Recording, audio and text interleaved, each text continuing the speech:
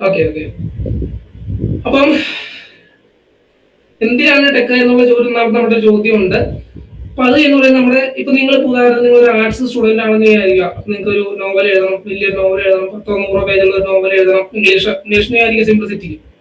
എനിക്ക് ബുദ്ധിമുട്ട് നിങ്ങൾക്ക് അത്യാവശ്യം ഒരു വേർഡ് എടുക്കുന്നു, ഒരു വേർഡ് ഓപ്പൺ ചെയ്യുന്നു, ഞാനൊരു വേർഡ് ഓപ്പൺ ചെയ്തു, അല്ലെങ്കിൽ എന്തെങ്കിലും ഞാൻ ഇറങ്ങിയാൽ ഗൂഗിൾ ഡോക്കോ എന്തെങ്കിലും ഓപ്പൺ ചെയ്തു, അതിനകത്ത് നമ്മൾ അടിച്ചു കയറ്റുന്നു ടൈറ്റില്, അതിന്റെ ചാപ്റ്റർ 1 ഇന്നത്, സ്റ്റോറി 1 നമ്മളിങ്ങനെ അടിച്ചു കയറ്റുന്നു. അത്യാവശ്യം ഇവിടെ ഫോർമാറ്റിങ്ങും കാര്യങ്ങളൊക്കെ നമുക്ക് നടക്കും. ബോൾഡ് ആക്കണമെങ്കിൽ ബോൾഡ് ആക്കാം, അല്ലെങ്കിൽ ഇറ്റാലിക്സ് ഉടനെ കൊടുക്കാം. അങ്ങനത്തെ അത്യാവശ്യം നമ്മുടെ കാര്യങ്ങളെല്ലാം നടക്കും. അലൈൻമെന്റ് ഒക്കെ നമുക്ക് ശരിയാക്കാം. വലിയ ബുദ്ധിമുട്ടില്ലാണ്ട് നമുക്കൊരു ഡിസ്ക്രിപ്റ്റീവ് കാര്യങ്ങൾ മാത്രമേ നമ്മൾ ഇതിനകത്ത് വരുന്നുള്ളെങ്കിൽ നമ്മുടെ ഡോക്യുമെന്റിനകത്ത് ഡിസ്ക്രിപ്റ്റീവ് ആയിട്ട്, അതായത് എന്തെങ്കിലും കഥ പോലെയോ, അല്ലെങ്കിൽ ഞാൻ കഥ എന്ന് പറയുന്നത് ഉദ്ദേശിക്കുന്നത് വേറെ ഒന്നുമില്ല, കുറച്ച് ടെക്സ്റ്റ് മാറ്റർ മാത്രമാണ് കാര്യമായിട്ട് വരുന്നുള്ളൂ. ടെക്സ്റ്റും വേണേൽ കുറച്ച് ഇമേജോ അങ്ങനെയൊക്കെ വരുന്നെങ്കിൽ ഓക്കെ, നമുക്ക് വേണ്ട അല്ലെങ്കിൽ ഇതൊക്കെ തന്നെ മോർ ദാൻ ഇനഫ് എന്ന് നമുക്ക് പറയാം. പക്ഷെ നമ്മൾ സയൻസ് പറഞ്ഞുകൊണ്ടുള്ള പ്രശ്നം എന്താണ്?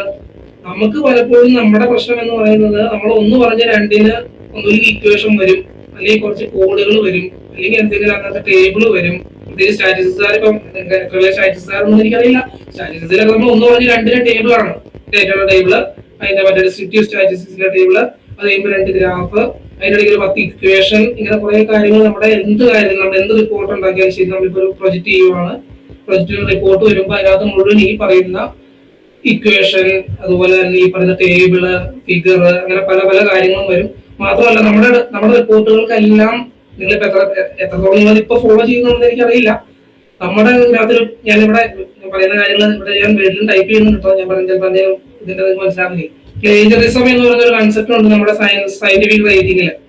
അതായത് നമ്മളൊരു സെന്റൻസ് പോലും മറ്റൊരാളുടെ നമ്മുടെ അനുവാദമില്ലാതെ നമ്മുടെ റിപ്പോർട്ട്, നമ്മളിപ്പോ നിങ്ങൾ ചിലപ്പോൾ ഡിഗ്രിക്ക് ചെയ്യുന്ന ഒരു പ്രൊജക്റ്റ് ആയിരിക്കാം, അതിനകത്ത് ഒരു വരി പോലും നിങ്ങൾ വേറൊരാളുടെ, അതായത് മറ്റൊരാളുടെ സെന്റൻസോ അല്ലെങ്കിൽ ഒരു അയാൾക്ക് എന്താ പറയുക ഇന്റലക്ച്വൽ പ്രോപ്പർട്ടി എന്ന് പറയാം, അങ്ങനെ സാധനം നിങ്ങളിലേക്ക് വരുന്ന ഒരു സംഭവം ഉണ്ട്. അത് വന്നു കഴിഞ്ഞാൽ അത് പ്ലേജറിസം എന്ന് പറയും. അത് ഭയങ്കര, നമ്മുടെ ഇന്ത്യയിൽ ഇപ്പോൾ ഒരു കാര്യത്തിനും ശിക്ഷയൊന്നും ഇല്ലല്ലോ, എത്ര വലിയ കുറ്റത്തിന് ശിക്ഷയില്ല നമ്മുടെ. പക്ഷെ നമ്മൾ മറ്റ് കൺട്രീസിലേക്ക് നിങ്ങൾ മിക്കവാറും നിങ്ങൾക്ക് ഹയർ സ്റ്റഡീസ് ഒക്കെ പുറത്തോട്ട് പോകാൻ പ്രതീക്ഷിക്കുന്നവരായിരിക്കുമല്ലോ ഇപ്പോഴത്തെ ഒരു ട്രെൻഡ് അനുസരിച്ചിട്ട്. അപ്പൊ നിങ്ങൾ പുറത്തോട്ട് ചെല്ലുമ്പോൾ പ്ലേജറിസം എന്ന് പറഞ്ഞാൽ അവിടെ നിങ്ങളിപ്പോൾ മനഃപൂർവ്വം ചെയ്യുന്നതായിരിക്കും, നമ്മൾ ഇവിടുത്തെ ശീലം വെച്ചും ചെയ്യുന്നതായിരിക്കും. പക്ഷെ അബദ്ധത്തിൽ പോയി ഒരു പ്ലേജറിസം, അതായത് മറ്റൊരാളുടെ സെന്റൻസ് നിങ്ങളുടെ ഒരു റൈറ്റപ്പിൽ വരുവാണെങ്കിൽ ഉടനെ നിങ്ങളെ അവർ ഡീബാർ ചെയ്യുക, അല്ലെങ്കിൽ അങ്ങനെ സ്ട്രിക്റ്റ് ആക്ഷനാണ് അവിടേക്ക് വരുന്നത്. പ്ലേജറിസം ഒഴിവാക്കണമെങ്കിൽ എന്ത് വേണം? നമ്മൾ കൃത്യമായിട്ട് റെഫറൻസ് വെക്കുക എന്ന് പറയും. നമ്മൾ അവസാനം ബിബ്ലിയോഗ്രഫി, നമ്മൾ എന്ത് റിപ്പോർട്ട് ആയിക്കോട്ടെ, എന്ത് ഡോക്യുമെന്റ് ആയിക്കോട്ടെ, അതിന്റെ അവസാനം നമ്മൾ സയന്റിഫിക്കിന്റെ ഞാൻ പറയുന്നത്. ഞാൻ ആദ്യം പറയുന്നത്, ഇപ്പൊ നോവൽ എഴുതാണെങ്കിൽ ഇതൊന്നും ബാധകമല്ല. നോവൽ നിങ്ങളുടെ മനസ്സിൽ തോന്നുന്ന ആശയങ്ങളാണ് നിങ്ങൾക്ക് എഴുതാം. അതിനകത്ത് റെഫറൻസ് നിങ്ങൾക്ക് വലിയ ശക്തിയില്ല. നിങ്ങളൊരു സയന്റിഫിക് ഡോക്യുമെന്റ് ഉണ്ടാക്കുമ്പോൾ നിങ്ങൾ പറയുന്ന ഓരോ സെന്റൻസിനും പ്രോപ്പർ ആയിട്ടുള്ള റെഫറൻസുകളും കാര്യങ്ങളും എല്ലാം വച്ചില്ലെങ്കിൽ നിങ്ങൾ പ്ലേജറിസത്തിന് നിങ്ങൾ പ്രശ്നത്തിലാവും. അതൊരു കാര്യം. രണ്ടാമത്തെ കാര്യം, ഞാൻ നേരത്തെ പറഞ്ഞ പോലെ തന്നെ ഞാനിപ്പോ ഒരു ഉദാഹരണം കാണിക്കാം. ഞാൻ ഒരു ജസ്റ്റ് ഒരു ആർട്ടിക്കിൾ കാണിച്ചു, അതായത് നമ്മൾ എങ്ങനെയാണ് നമ്മൾ ഒരു സയന്റിഫിക് ഡോക്യുമെന്റ് സാധാരണ എങ്ങനെയാണ് വരുന്നത് ഞാൻ ഉദാഹരണം കാണിക്കാം. ഇത് ഞാൻ നിങ്ങൾക്ക് വേണ്ടി തന്നെ ഉണ്ടാക്കി ചുമ്മാ ഒരു ചെറിയൊരു ഡോക്യുമെന്റ് ആണ്, ചെറിയൊരു റിപ്പോർട്ട് എന്ന് പറയാം. അതിനകത്ത് കണ്ടന്റ് എന്താണെന്നുള്ളത് പിന്നീട് ഞാൻ പറയാം. കണ്ടന്റിനെ കുറിച്ചല്ല ഞാൻ പറയുന്നത്. പൊതുവെ നമ്മളിലേക്ക് നമ്മുടെ സയന്റിഫിക് റിപ്പോർട്ടുകൾ, അതായത് നമ്മുടെ പ്രൊജക്ടിന്റെ റിപ്പോർട്ട് ആയിക്കോട്ടെ, അല്ലെങ്കിൽ എന്തെങ്കിലും നിങ്ങളുടെ തീസിസ്, നിങ്ങളുടെ ഹയർ സ്റ്റഡീസിനൊക്കെ പോകുമ്പോൾ തീസിസ് എന്ന് പറയുന്ന സാധനമുണ്ട്. അതിനൊക്കെ ഇങ്ങനെ ഒരു സിസ്റ്റമാറ്റിക് ലേഔട്ട് ഉണ്ടായിരിക്കും. ഇപ്പൊ ഇവിടെ നോക്കിയാൽ ഞാൻ ജസ്റ്റ് ഇതൊന്ന് സ്ക്രോൾ ചെയ്ത് കാണിച്ചിട്ടാണ്. അതിനകത്ത് കുറെ ഇക്വേഷൻസ് ഉണ്ട്, അതിലെ കുറെ സെക്ഷൻ ആയിട്ട് നമ്മൾ തിരിച്ചിരിക്കുന്നു. സെക്ഷൻ 1 എന്ന് പറയുന്ന ഒരു exact probability and approximation, section 2 കുറച്ച് ഫിഗേഴ്സ്, അതിൻ്റെ ഉള്ളിൽ കുറച്ച് വരുന്നുണ്ട്. ഇങ്ങനെ കുറെ കാര്യങ്ങൾ, കുറെ ടേബിൾ വരുന്നുണ്ട്. ഇതെല്ലാം കഴിഞ്ഞിട്ട് അതിന്റെ അടിയിൽ കുറച്ച് ഗ്രാഫുകൾ, കുറച്ച് എന്താന്ന് പറഞ്ഞാൽ ഞാൻ പിന്നീട് ക്ലാസ്സിലേക്ക് എടുക്കുമ്പോൾ എന്തിന്റെ ആണെന്നുള്ളത് ഞാൻ പറയാം. ഇത് ചുമ്മാ വേറെ ഒന്നുമല്ല, നിങ്ങൾക്ക് ഒട്ടും ഇഷ്ടമില്ലാത്ത വിഷയമായിരിക്കുമല്ലോ പ്രോബബിലിറ്റി തിയറി. പ്രോബബിലിറ്റി തിയറി നമ്മളൊരു ഒരു സംഭവം, ഒരു ബേസിക് ആയിട്ട് പ്രോബബിലിറ്റി കമ്പ്യൂട്ട് ചെയ്യുന്ന സമയത്ത് നമ്മളൊരു സാധനം പറയാറുണ്ട്. അതായത് നമുക്കറിയാം ഓരോരുത്തരുടെയും ബർത്ത്ഡേ എന്ന് പറയുന്ന സാധനമുണ്ട്. ഈ ബർത്ത്ഡേ എന്ന് പറയുന്നത് നമുക്ക് ശരിക്കും അറിയാം, ഇപ്പൊ നമ്മൾ ലീപ് ഇയർ കൺസിഡർ ചെയ്യുന്നില്ലെങ്കിൽ ഒരു മനുഷ്യന്റെ ബർത്ത്ഡേ 365 ദിവസം ഏത് ദിവസം വേണമെങ്കിലും വരാമെന്നാണ് ഒരാളുടെ ബർത്ത്ഡേ.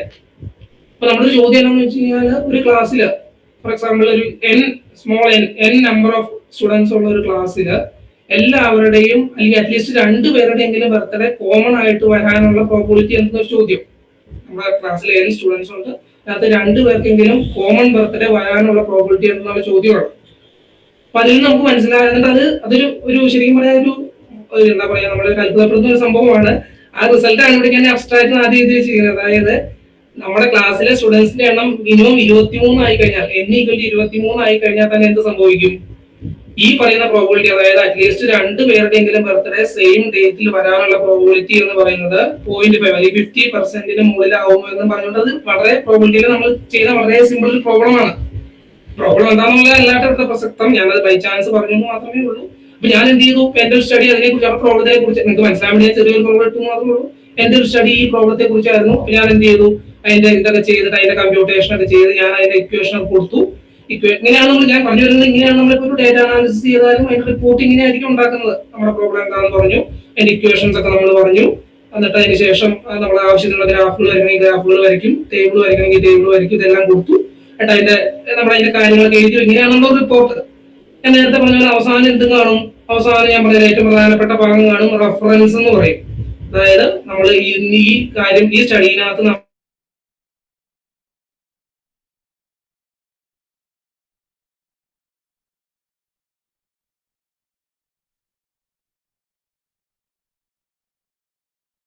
അതിനകത്ത് ഏറ്റവും പ്രധാനപ്പെട്ട കാര്യം. അതായത് നമ്മളൊരു സയന്റിഫിക് റൈറ്റിംഗിലേക്ക് വരുമ്പോൾ ഇതിനകത്ത് ബാക്കി ഒന്നുമല്ല പ്രധാനം. പ്രത്യേകം ഞാൻ കേട്ടിട്ടും, അതായത് നല്ല നല്ല സീനിയർ ആയിട്ടുള്ള അധ്യാപകർ നമ്മുടെ ആർട്ടിക്കിൾ വായിക്കുവാണെങ്കിൽ അവർ ആദ്യം പുറകിൽ വായിക്കുള്ളൂ എന്ന് പറയാറുണ്ട്. അതായത് ആദ്യം റെഫറൻസ് എടുത്ത് നോക്കി അറിയാം നിങ്ങളുടെ സ്റ്റഡിയുടെ നിലവാരം എന്താണുള്ളത്.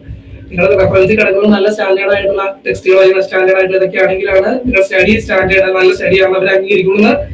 കൊളോക്കിയൽ ഞങ്ങൾ പറയാറുണ്ട്, ഞങ്ങളുടെ PhD ചെയ്യുന്ന സമയത്തൊക്കെ പറയാറുണ്ട്, നമ്മളിതുപോലെ തന്നെ ഓരോതൊക്കെ എഴുതുമ്പോൾ. പിന്നെ പോയിന്റ് ഇത്രേ ഉള്ളൂ. അപ്പൊ നമ്മളൊരു സയന്റിഫിക് ഡോക്യുമെന്റ് ഉണ്ടാകുമ്പോൾ എന്തെല്ലാം വേണ്ടി വരും? കൃത്യമായിട്ട് റെഫറൻസ് ആഡ് ചെയ്യണം. അതുപോലെ ഞാൻ വേറൊരു കാര്യം പറയാം. ഇപ്പൊ ഉദാഹരണത്തിന്, ഇപ്പൊ എന്റെ ഈ സ്റ്റഡിനകത്ത് ഏറ്റവും ക്രൂഷ്യൽ ആയിട്ടുള്ള ഒരു ഫോർമുലയാണ് ഈ മോളിൽ കിടക്കുന്നത്. ഞാൻ ആദ്യമേ പറഞ്ഞു വെച്ചിട്ടുണ്ട് കണ്ടോ, പ്രോബിലിറ്റി ഓഫ് ഇതെന്ന് പറയുന്ന ഈ ഫോർമുലയാണ് എന്റെ ഏറ്റവും പ്രധാനപ്പെട്ട ഫോർമുല എന്ന് ഞാനിവിടെ പറഞ്ഞു വെച്ചിട്ടാണ് പിന്നെ കാര്യങ്ങളൊക്കെ പറഞ്ഞു വരുന്നത്. അപ്പൊ നമ്മൾ ഈ സയന്റിഫിക് റൈറ്റിംഗിലേക്ക് വരുമ്പോൾ എപ്പോഴും ഒരു കാര്യമുണ്ട്, കൺസൈസ് ആയിരിക്കണം നമ്മുടെ കാര്യങ്ങൾ. അതായത് ഇപ്പൊ ഉദാഹരണത്തിന് നിങ്ങൾക്ക് കവിതയാണെങ്കിൽ അങ്ങനെയല്ല. കവിതയിൽ നമുക്കറിയാമല്ലോ, ഒരു കവിത എഴുതിയാൽ ചിലപ്പോൾ 2 വരി എപ്പോഴും റിപ്പീറ്റ് ചെയ്ത് വീണ്ടും വരുമല്ലോ. പല കവിതകൾ ഇപ്പൊ നമ്മള് സെയിം വരികൾ, എന്താ നമ്മൾ ഈ ചരണം പല്ലവി എന്നൊക്കെ പറഞ്ഞ പോലെ ചില വരികൾ, അതുപോലെയല്ല സയന്റിഫിക് റൈറ്റിംഗിലേക്ക് വരുമ്പോൾ അങ്ങനെയല്ല, കൺസൈസ് ആണ്. നമ്മളൊരു കാര്യം റെപ്പറ്റേഷൻ നമ്മൾ അക്സെപ്റ്റ് ചെയ്യില്ല നമ്മൾ സയന്റിഫിക് ആയിട്ട് ഒരു കാര്യം എഴുതുമ്പോൾ. ഉദാഹരണം പറഞ്ഞാൽ നിങ്ങൾക്ക് ഇപ്പൊ ഒരു, ഫോർ എക്സാമ്പിൾ, ഇപ്പൊ ഞാൻ ഇവിടെ ഒരു ഫോർമുല കൊടുത്തിട്ടുണ്ടല്ലോ, P of A, ഒരു അതിന്റെ എന്താ കണക്ക് സാധനം നിങ്ങൾക്ക് ടെൻഷൻ അടിക്കണ്ട, ഞാൻ ഉദാഹരണം പറയുന്നതാണ്. ഇവിടെ ഞാൻ ഒരു ഫോർമുല കൊടുത്തിരിക്കുന്നു. ഈ ഫോർമുല ഞാൻ എന്ത് ചെയ്യാൻ പാടില്ല, ഈ ഫോർമുല ഇനിയിപ്പോ താഴെ എവിടെയെങ്കിലും ഞാൻ പറയുവാണ്, ഈ ഫോർമുല ഉപയോഗിച്ചാണ് ഞാൻ ഈ വാല്യൂ കണ്ടുപിടിച്ചാൽ ഞാൻ താഴെ എവിടെയെങ്കിലും പറയുന്നുണ്ടെന്ന് വിചാരിക്കുക, പിന്നെ ഞാൻ ഈ ഫോർമുല അവിടെ എഴുതാൻ പാടില്ല എന്നുള്ളതാണ് ഈ സയന്റിഫിക് റൈറ്റിംഗിനകത്തെ നമ്മുടെ ഒരു കൺവെൻഷൻ.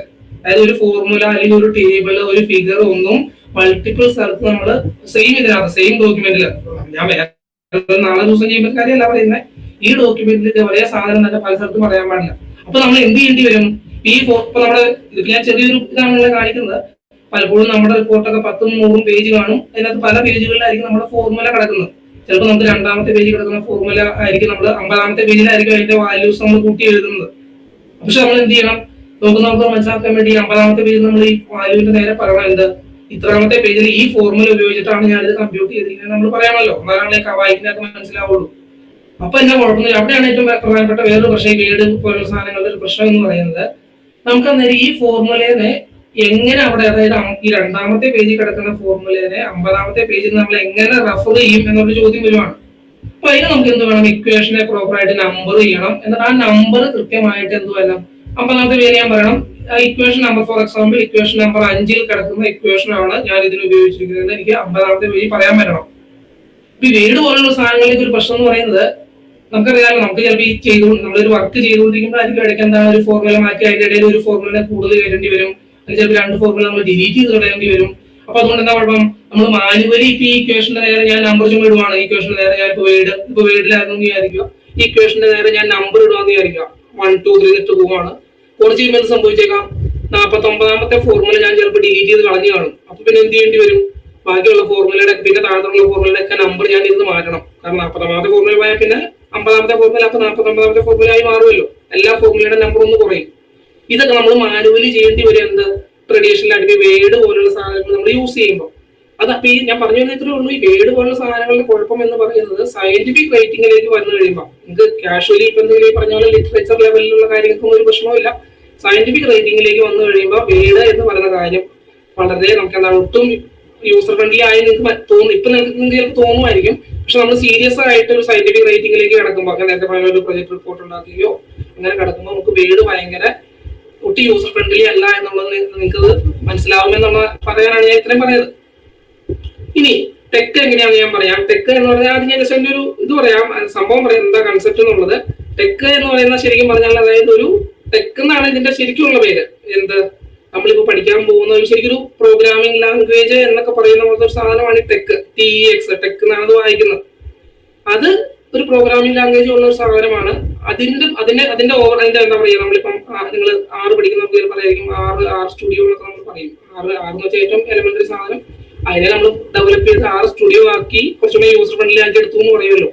എന്ന് പറയുന്നത് പോലെ ടെക്കിനെ നമ്മൾ കുറച്ചും കൂടെ ഒന്ന് യൂസർ ഫ്രണ്ട്ലി ആക്കി എടുത്തിരിക്കുന്ന സാധനമാണ് നമ്മളിപ്പോൾ പഠിക്കാൻ പോകുന്നത് ലാടെക് എന്ന് പറയുന്ന സാധനം. LATEX എന്ന് പറയുന്ന ലാടെക് എന്ന് പറയുന്ന സാധനം ബേസിക്കലി ടെക് എന്ന് പറയുന്ന ഒരു പ്രോഗ്രാമിംഗ് ലാംഗ്വേജ് എന്ന് ഞാൻ പറയുന്നില്ല, എങ്കിലും ആ പ്രോഗ്രാമിംഗ് ലാംഗ്വേജ് പോലത്തെ ഒരു കൺസെപ്റ്റ് അതിനെ മോഡിഫൈ ചെയ്തിട്ടുള്ള സാധനമാണ് ഈ ലാടെക്. അതാണ് നമ്മളിപ്പോൾ പഠിക്കാൻ പോകുന്നത്. ഇപ്പൊ എന്താണ് ഇതിന്റെ അഡ്വാൻറ്റേജ് എന്താണെന്ന് ഞാൻ ഓൾറെഡി പറഞ്ഞു. ഇതിനകത്തുള്ള കാര്യങ്ങളൊക്കെ തന്നെ ഞാനിപ്പോ പറഞ്ഞത്. വേറെ ഒന്നുമല്ല, നമുക്ക് എന്താണ് വേഡ് പോലത്തെ സാധനങ്ങളുടെ കുഴപ്പം. ഇനി ഞാൻ പറയാത്തൊരു കാര്യം ഉണ്ട് കേട്ടോ. വേഡിന്റെ ഒരു പ്രത്യേകത ഞാൻ പറയാം. വേഡ് നമ്മളിപ്പോ ഒരു കമ്പ്യൂട്ടറിലിട്ട് വേഡ് കഷ്ടപ്പെട്ട് അലൈൻമെന്റ് ഒക്കെ ശരിയാക്കി എടുത്തു കഴിഞ്ഞാലും നമ്മൾ ചിലപ്പോൾ വേറൊരു കമ്പ്യൂട്ടറിൽ പോയി ഓപ്പൺ ചെയ്ത് കഴിയുമ്പോൾ നിങ്ങൾക്ക് അനുഭവം ഉണ്ടോ എനിക്കറിയില്ല, ഞങ്ങൾക്ക് ഒരുപാട് അനുഭവം ഉണ്ട്. ഞങ്ങളൊക്കെ ചെയ്യുമ്പോൾ നേരത്തെ കഷ്ടപ്പെട്ട് നമ്മൾ അലൈൻമെന്റ് റെഡിയാക്കും. വേറൊരു കമ്പ്യൂട്ടറിൽ പോയിരിക്കുമ്പോൾ ഓപ്പൺ ചെയ്ത് ഈ അലൈൻമെന്റ് ഒക്കെ പൊട്ടി തകർന്ന് എല്ലാം അലമ്പായി കിടന്ന് നമുക്ക് കാണാറുണ്ട്. അതിന്റെ ഒരു പരിഹാരമാണ് PDF. നമുക്ക് PDF ആയിട്ട് നമ്മൾ പലപ്പോഴും ഫയൽ ഷെയർ ചെയ്യും, കാരണം അലൈൻമെന്റ് മാറിക്കൊണ്ടിരിക്കാൻ PDF ആയിട്ട് ഷെയർ ചെയ്യും. അപ്പോൾ PDFന്റെ കുഴപ്പം എന്താണ്, PDF പിന്നെ എഡിറ്റ് ചെയ്യാൻ പറ്റില്ല. വേഡിനെ നമ്മൾ PDF ആക്കിയാൽ പിന്നെ അത് എഡിറ്റ് ചെയ്യാൻ പറ്റില്ല. അപ്പോൾ റീപ്രൊഡ്യൂസിബിലിറ്റി ഇല്ല PDF. ഇതാണ് രണ്ടും തമ്മിലുള്ള പ്രശ്നം. വേടാണെങ്കിൽ റീപ്രൊഡ്യൂസിബിലിറ്റി നമുക്ക് എഡിറ്റ് ചെയ്യാൻ പറ്റും, പക്ഷെ അപ്പൊ അതിന്റെ ഈ പറയുന്ന ഇതില്ല, എന്താണ് പറയാ, സിസ്റ്റം വൈസ് മാറാം. ഒരു സിസ്റ്റത്തിൽ വരുന്ന കാണുന്ന പോലെ ആയിരിക്കില്ല നമ്മൾ വേറൊരു സിസ്റ്റത്തിൽ കൊണ്ടുവരുമ്പോൾ വരുന്നത്. അതാണ് വേഡിന്റെ പ്രശ്നം. അതിന് പാരലായിട്ടുള്ള PDF പ്രശ്നം എന്ന് വെച്ചാൽ അത് എഡിറ്റബിൾ അല്ല. അപ്പൊ ഇത് രണ്ടും കൂടി രണ്ടിനും നടുക്ക് നിൽക്കുന്ന ഒരു സാധനമാണ് ടെക്. അതായത് എന്താണ്, ഒരേ സമയം റീപ്രൊഡ്യൂസിബിലിറ്റി നിങ്ങൾക്ക് എഡിറ്റ് ചെയ്യാനും പറ്റും, അതേസമയം ഈ പറയുന്ന സാധനം ഉണ്ട്, എന്താ സ്റ്റാൻഡേർഡ് ആണ്. അതായത് നിങ്ങൾ ഏത് കമ്പ്യൂട്ടറിൽ കൊണ്ടുപോയി നിങ്ങൾ ഈ ടെക് ഫയൽ നിങ്ങൾ റൺ ചെയ്താലും നിങ്ങൾക്ക് സെയിം ഔട്ട്പുട്ടേ കിട്ടുള്ളൂ. അതാണ് അതിന്റെ ഏറ്റവും വലിയ അഡ്വാൻറ്റേജ്. വേറെ അലൈൻമെന്റിനെ കുറിച്ചോ അല്ലെങ്കിൽ ഒന്നിനെ കുറിച്ച് നിങ്ങൾ പറയേണ്ട ആവശ്യമില്ല. നിങ്ങൾ ഏത് കമ്പ്യൂട്ടറിൽ, ലോകത്തുള്ള ഏത് കമ്പ്യൂട്ടറിൽ ടെക് ഉള്ള കമ്പ്യൂട്ടർ നമ്മൾ ഇത് ഇട്ട് ഈ സാധനം റൺ ചെയ്താലും സെയിം ഔട്ട്പുട്ട് നിങ്ങൾക്ക് കിട്ടുന്നു എന്നുള്ളതാണ് ടെക്കിന്റെ ഏറ്റവും വലിയ അഡ്വാൻറ്റേജ്. അപ്പൊ അതുകൊണ്ട് നമുക്ക് ധൈര്യമായിട്ട് ഷെയർ ചെയ്യാം. അലൈൻമെന്റ് ശരിയാണോ തെറ്റാണോ എന്ന് നോക്കണ്ട. നമ്മുടെ കയ്യിലുള്ള ടെക് ഫയൽ ഷെയർ ചെയ്ത് കഴിഞ്ഞാൽ അയാൾക്ക് അത് റൺ ചെയ്താൽ അയാൾക്ക് അതുപോലെയുള്ള സാധനം തന്നെയാണ് അവിടെയും കിട്ടുള്ളൂ നമുക്ക് എൻഷുർ ചെയ്യാൻ പറ്റും. അതാണ് അതിന്റെ ഏറ്റവും വലിയ അഡ്വാൻറ്റേജ്. പിന്നെ ഞാൻ പറഞ്ഞ ഇക്വേഷൻ കാര്യങ്ങളിലേക്ക് ഞാൻ പിന്നീട് വരാം. ഇക്വേഷൻ വരുമ്പോഴും ഈ പറഞ്ഞ പ്രശ്നമുണ്ട്. വീട്ടിലാണെങ്കിൽ നമുക്കറിയാം, നിങ്ങൾ വീട് ഒരിക്കലെങ്കിലും യൂസ് ചെയ്തുള്ളവർക്കറിയാം, നമ്മൾ ഇക്വേഷൻ വളരെ കഷ്ടപ്പെട്ട വീട്ടിലടിക്കുന്നത്. ഇൻസേർട്ട് ഇക്വേഷൻ കൊടുക്കും, എന്നിട്ട് ഇവിടുത്തെ മുകളിൽ പോയി ഇങ്ങനെ പെറുക്കി നമ്മൾ ഇടും. ഫോർ എക്സാമ്പിൾ x/y നടക്കണമെങ്കിൽ അവിടെ നമ്മൾ ഇൻസേർട്ട് ഫ്രാക്ഷൻ എന്നൊക്കെ കൊടുത്ത് എന്നിട്ട് ഇവിടെ അതൊക്കെ ഇങ്ങനെ ക്ലിക്ക് ചെയ്ത് ഇനീഷ്യലി നിങ്ങൾക്ക് അത് വളരെ ഈസി ആയിട്ട് തോന്നും. അത് നല്ല രസമുണ്ടല്ലോ, നല്ല കളമെട്ടിക്കളിയൊക്കെ പോലെ ഉണ്ടല്ലോ, നല്ല രസമായിട്ട് തോന്നും. പക്ഷെ നമ്മുടെ ഒരു റിപ്പോർട്ട് നമുക്ക് 100 കണക്കിന് പേജ് അടിക്കാറുണ്ട്. എല്ലാ പേജിലും ഒരു 10 ഇക്വേഷൻ വച്ച് വരുമ്പോഴാണ് നമുക്ക് മനസ്സിലാവുന്നത് അല്ലല്ലോ ഇത് ശരിയല്ല, ഇത് സുഖമല്ലല്ലോ എന്ന് തോന്നുന്നത്. നമ്മളിതെല്ലാം സീരിയസ് ആയിട്ട് ഈ കാര്യങ്ങളൊക്കെ ചെയ്യുമ്പോഴാണ് ഇതിന്റെ ബുദ്ധിമുട്ട് മനസ്സിലാവുന്നത്. നമ്മളിപ്പോ ഒരു അമേച്ചർ ലെവലിൽ ഒരു 2 ഇക്വേഷൻ അടിക്കാൻ പറഞ്ഞാൽ ഇതായിരിക്കും ചിലപ്പോൾ നിങ്ങൾക്ക് കൂടുതൽ കംഫർട്ടബിൾ. ഇതുപോലെ ഓരോന്നും ക്ലിക്ക് ചെയ്തെടുക്കുന്നതായിരിക്കും കംഫർട്ടബിൾ. പക്ഷെ നമ്മൾ സീരിയസ് ആയിട്ട് വന്നു കഴിയുമ്പോൾ ഇത് നടക്കില്ല. കാരണം ഒരു 100 ഇക്വേഷൻ അടിക്കാനുണ്ടെങ്കിൽ ഇങ്ങനെ ഓരോന്നും ക്ലിക്ക് ചെയ്ത് ഉണ്ടാക്കുന്നത് നമുക്ക് സമയം കിട്ടിയെന്ന് എല്ലാ സമയത്ത്. ഇക്വേഷന്റെ കാര്യങ്ങൾക്കും ഈ പറഞ്ഞ എന്താണ് വേടൊന്നും നമ്മളെ ഹെൽപ്പ് ചെയ്യാൻ പോകുന്നില്ല. ടെക് തന്നെയാണ് നമ്മളെ ഇക്വേഷന്റെ കാര്യത്തിൽ ഹെൽപ്പ് ചെയ്യാൻ പോകുന്നത്. പിന്നെ നിങ്ങൾ ചിലപ്പോൾ കേട്ടിട്ടുണ്ടാവും, ഈ ടെക്കിന്റെ ഒരു പ്രശ്നമാണ് ഞാൻ പറഞ്ഞു വരുന്നത്. ഈ വിസിവിഗ് എന്ന് പറഞ്ഞൊരു സാധനമുണ്ട്. വിസിവിഗ് എന്ന് പറഞ്ഞൊരു കൺസെപ്റ്റ് ആണത്. അതിന്റെ മീനിങ് ഇതാണ്, അതൊരു അബ്രിവേഷൻ ആണത്. വിസിവിഗ് എന്ന് വെച്ചാൽ what you C, WY, what you C is what you get എന്നാണ് അതിന്റെ മീനിങ്. അത് സോഫ്റ്റ്വെയറുമായി ബന്ധപ്പെട്ട ഒരു ടെർമിനോളജിയാണ്. ഇപ്പൊ വേഡ് എന്ന് പറഞ്ഞാൽ എന്താണ്, വിസിവിക്ക് നേച്ചർ ഉള്ള ഒരു സോഫ്റ്റ്വെയർ ആണെന്ന് വെച്ചാൽ എന്താണ്, നിങ്ങൾ എന്താണോ സ്ക്രീനിൽ കാണുന്നത് അതാണ് നിങ്ങൾക്ക് ഔട്ട്പുട്ട് കിട്ടുന്നത്. നിങ്ങൾക്ക് അറിയാമല്ലോ, നമ്മൾ വേഡിലൊരു സാധനം അടിക്കുന്നു, അത് തന്നെയാണ് നമ്മൾ കാണുന്നത്. എന്താണോ കാണുന്നത് അത് തന്നെയാണ് ഫയല്. അതാണ് വിസിവിക്ക് എന്ന് പറയുന്നത്. ഇല്ലേ, ടെക്കിന്റെ ഒരു പ്രധാന പ്രശ്നം നിങ്ങൾ ഫേസ് ചെയ്യാൻ പോകുന്നത്, നിങ്ങൾക്ക് ആദ്യം തുടക്കത്തിൽ നിങ്ങൾക്കൊരു എന്താ പറയാ ഒരു ഇഷ്ടക്കുറവ് വരാനുള്ള സംഭവം എന്നാന്ന് വെച്ച് കഴിഞ്ഞാൽ ഇത് വിസിവിക്ക് അല്ല ടെക്ക്. ടെക്ക് എന്ന് പറയുന്നത് വിമീവിക്ക് എന്ന് നമുക്ക് വേണമെങ്കിൽ പറയാം. അതായത് what you mean is what you get. നിങ്ങൾ അവിടെ ഇതിന്റെ കോഡ് അടിക്കുന്ന ഒരു വിൻഡോ ഞാൻ കാണിച്ചു തരാം. അപ്പൊ കോഡ് അടിക്കുന്ന വിൻഡോയിൽ നിങ്ങൾ എന്താ അടിക്കുന്നത് അതല്ല നിങ്ങളുടെ ഔട്ട്പുട്ട്. കോഡ് നിങ്ങൾ വേറെ രീതിക്കായിരിക്കും അടിക്കുന്നത്, അത് റൺ ചെയ്ത് കഴിയുമ്പോൾ വരുന്ന ഔട്ട്പുട്ട് നമ്മൾ സാധാരണ വേൾഡിലൊക്കെ എങ്ങനെയാണ് വരുന്നത് ആ രീതിക്ക് വരും. അപ്പൊ ചുരുക്കി പറഞ്ഞാൽ നമ്മുടെ സ്ക്രീനിൽ നമ്മൾ കോഡ് ചെയ്യും അല്ലെങ്കിൽ ഇത് എഴുതുമ്പോൾ കാണുന്ന സാധനമല്ല ഔട്ട്പുട്ട് വരുന്നത്. അപ്പൊ അതിന്റെ ഒരു ബുദ്ധിമുട്ട് നമുക്ക് തുടർത്തി തോന്നും. വീട്ടിലാണ് നമ്മൾ അടിക്കുന്ന സാധനം അങ്ങനെ തന്നെയാണ് മേടിക്കുന്നത്, പക്ഷെ ടെക്കിൽ അങ്ങനെയല്ല. ഇത് റൺ ചെയ്ത് കഴിയുമ്പോഴാണ് ഔട്ട്പുട്ട് ഇപ്പുറത്തോട്ട് വരുന്നത്. അതാണ് അതിന്റെ ഒരു പ്രധാനപ്പെട്ട വ്യത്യാസം. ഇതൊക്കെയാണ് അതിന്റെ ഒരു പ്രധാനപ്പെട്ട ചില കോമൺ ഞാൻ ഔട്ട്ലൈൻ പറഞ്ഞുള്ളൂ. ഇനി എങ്ങനെ നമുക്ക് ടെക്ക് യൂസ് ചെയ്യാന്നുള്ളത് ഞാൻ പറഞ്ഞു ഓൾറെഡി. നമുക്ക് രണ്ട് ഓപ്ഷൻ ഉണ്ട്. ഓഫ്ലൈൻ ആണെന്നുണ്ടെങ്കിൽ നമ്മൾ എന്ത് ചെയ്യണം? അപ്പൊ ടെക്ക് എപ്പോഴും എന്താണ്, രണ്ട് സിസ്റ്റം ഉണ്ട്. അതായത് ടെക്കിന്റെ കോഡ് റൺ ചെയ്യുന്ന ഒരു കമ്പൈലർ എന്ന് പറഞ്ഞൊരു ഭാഗമുണ്ട്. അപ്പൊ കമ്പൈലറിന്റെ ഉദാഹരണമാണ് ഞാൻ നിങ്ങളോട് അന്ന് ഇൻസ്റ്റാൾ ചെയ്യാൻ കഴിഞ്ഞ ദിവസം പറഞ്ഞാൽ സാർ പറഞ്ഞു കാണുമല്ലോ. ബിഗ്ടെക് എന്നൊക്കെ പറയുന്നത് നമ്മുടെ പോപ്പുലർ ആയിട്ടുള്ള കമ്പൈലറുകളാണ്. കാരണം ഞാൻ പറഞ്ഞു ഇവിടെ നമ്മൾ കോഡാണ് അടിക്കുന്നത്, കോഡിനെ നമുക്ക് കമ്പൈൽ ചെയ്ത് PDF അല്ലെങ്കിൽ ഇങ്ങനെയൊക്കെ അങ്ങോട്ട് കൺവേർട്ട് ചെയ്യുക ചെയ്യുന്നത്. അപ്പം നമുക്ക് എന്ത് വേണം, നമ്മുടെ കമ്പ്യൂട്ടർ ഒരു ടെക്കിന്റെ ഒരു സാധനം നമുക്ക് ചെയ്യണമെങ്കിൽ ആദ്യം നമ്മുടെ കമ്പ്യൂട്ടറിൽ കമ്പൈലർ വേണം. അപ്പൊ കമ്പൈലറിന്റെ ഉദാഹരണമായി ഞാൻ പറഞ്ഞാൽ ബിഗ്ടെക് എന്ന് പറയുന്ന ഒരു കമ്പൈലറാണ്. അത് നമ്മൾ അവിടെ ഗൂഗിൾ ഇപ്പൊ വെബ്സൈറ്റ് ഒക്കെ നിങ്ങൾക്ക് അറിയാമല്ലോ, നിങ്ങൾക്ക് ഞാൻ പറയാതെ തന്നെ അറിയാം. നമ്മൾ ഗൂഗിളിൽ പോയി സെർച്ച് ചെയ്താൽ കിട്ടും. അവിടെ ബിഗ്ടെക് നമ്മൾ സെർച്ച് ചെയ്താൽ അവിടെ സൈറ്റ് കിട്ടും. അവിടെ പോയി ഡൗൺലോഡ് ഓപ്ഷൻ കൊടുത്ത് ഡൗൺലോഡ് ചെയ്ത് നമുക്ക് സാധാരണ സോഫ്റ്റ്വെയർ ഇൻസ്റ്റാൾ ചെയ്യുന്നുള്ളത് ഇൻസ്റ്റാൾ ചെയ്യാം. അങ്ങനെ കമ്പൈലർ ഇട്ടതിന് ശേഷം നമുക്ക് യൂസർ ഫ്രണ്ട്ലി ആയിട്ട് കോഡ് ചെയ്യാനായിട്ട് ഒരു ഇന്റർഫേസ് വേണം. അതാണ് ഞാൻ നേരത്തെ വന്ന് ക്ലാസ്സിൽ സാറിനോട് പറഞ്ഞിരുന്നു. ഇഷ്ടംപോലെ ഇന്റർഫേസുകളുണ്ട്. ഞാൻ സജസ്റ്റ് ചെയ്ത ഇന്റർഫേസ് ആണ് ടെക് സ്റ്റുഡിയോ എന്ന് പറയുന്നത്. ഞാനൊക്കെ യൂസ് ചെയ്യാറുള്ളതാണ് ടെക് സ്റ്റുഡിയോ എന്ന് പറയുന്ന അപ്പൊ ആ ഇന്റർഫേസിൽ വെച്ചിട്ടാണ് നമ്മൾ കോഡ് ചെയ്യുന്നത്. നമ്മുടെ ഔട്ട്പുട്ട് എല്ലാം കാണുന്നത് അവിടെയാണ്. ഇതിന്റെ ബാക്ക്ഗ്രൗണ്ട് അല്ലെങ്കിൽ ഇതിന്റെ എഞ്ചിൻ എന്ന് പറയുന്നതാണ് ബിഗ്ടെക്. നമ്മളിവിടെ ഈ ഇന്റർഫേസ് ചെയ്യുന്ന കാര്യങ്ങളുടെ എല്ലാം ബാക്ക്ഗ്രൗണ്ടിൽ കിടന്ന് ഓടുന്നത് ഈ പറയുന്ന ബിഗ്ടെക് എന്ന് പറയുന്ന സാധനം. അപ്പൊ ഇത് രണ്ടും ഇൻസ്റ്റാൾ ചെയ്താലാണ് നമുക്ക് ഓഫ്ലൈൻ ആയിട്ട് ടെക് യൂസ് ചെയ്യാൻ പറ്റുള്ളൂ. ബിഗ്ടെക് എന്ന് പറയുന്ന സാധനം ഇൻസ്റ്റാൾ ചെയ്യണം. ഇത് ചെയ്യാനായിട്ട് ടെക് സ്റ്റുഡിയോ എന്ന് പറയുന്ന ഇന്റർഫേസ് ഇൻസ്റ്റാൾ ചെയ്യണം. ഇനി ഇതൊക്കെ നിങ്ങൾക്ക് ഭയങ്കര ബുദ്ധിമുട്ടാണ് എന്ന് തോന്നുന്നുണ്ടെങ്കിൽ ഒരു ഓപ്ഷനാണ് ഞാൻ പറഞ്ഞത്, ഓവർലീഫ്. ഇപ്പൊ നിലവിൽ ഏറ്റവും പോപ്പുലർ ആയിട്ട് കാണപ്പെടുന്ന ഒരു ഓൺലൈൻ പ്ലാറ്റ്ഫോമാണ് ഓവർലീഫ് എന്ന് പറയും. വേറെ ഉണ്ട്, ഇഷ്ടംപോലെ ഉണ്ട്, ഓൺലൈൻ ആയിട്ടുണ്ട്. പക്ഷെ ഇപ്പൊ എനിക്ക് തോന്നുന്ന ഏറ്റവും പോപ്പുലർ ആയിട്ടുള്ളത് ഓവർലീഫ് ആണ്. അപ്പോൾ ബിഗിനർ എന്നുള്ള എനിക്ക് നിങ്ങൾക്ക് വേണമെങ്കിൽ ഓവർലീഫിലും ഇതെല്ലാം ട്രൈ ചെയ്യാം. ഓവർലീഫിലാണെങ്കിൽ ഒന്ന് ഇൻസ്റ്റാൾ ചെയ്യേണ്ട, നിങ്ങളുടെ ബ്രൗസറിൽ തന്നെയാണ് അത് റൺ ചെയ്യുന്നത്. പക്ഷെ അതും എനിക്ക് തോന്നുന്നത് ബിഗിനർ എന്നുള്ള എനിക്ക് കുഴപ്പമില്ല. പക്ഷെ കുറച്ച് അടുത്ത ലെവലിലേക്ക് നിങ്ങൾ പോകുമ്പോൾ പല കാര്യങ്ങൾക്കും കുറച്ച് ബുദ്ധിമുട്ട് വരും. ഓൺലൈൻ ആകുമ്പോൾ എന്താണെന്ന് വെച്ചാൽ നമുക്ക് ചില പാക്കേജ് ഒക്കെ ഇൻസ്റ്റാൾ ചെയ്യാനൊക്കെ ചിലപ്പം ബുദ്ധിമുട്ട് വന്നേക്കാം. ഇതാണ് ഇതിന്റെ ഒരു ഓവർവ്യൂ. എന്നിട്ട് എന്ത് ചെയ്യുന്നു? ഓക്കെ, അപ്പൊ നമ്മൾ എന്ത് ചെയ്യുന്നു? ഞാനിപ്പം എന്താ ഞാൻ ഈ ഓഫ്ലൈൻ പാത്തിലാണ് ഞാനിപ്പോ മൂവ് ചെയ്യാൻ ഉദ്ദേശിക്കുന്നത്. ഞാൻ ഓവർലീഫ് ജസ്റ്റ് വേണം ഇന്റർഫേസ് കാണിച്ചു തരാം.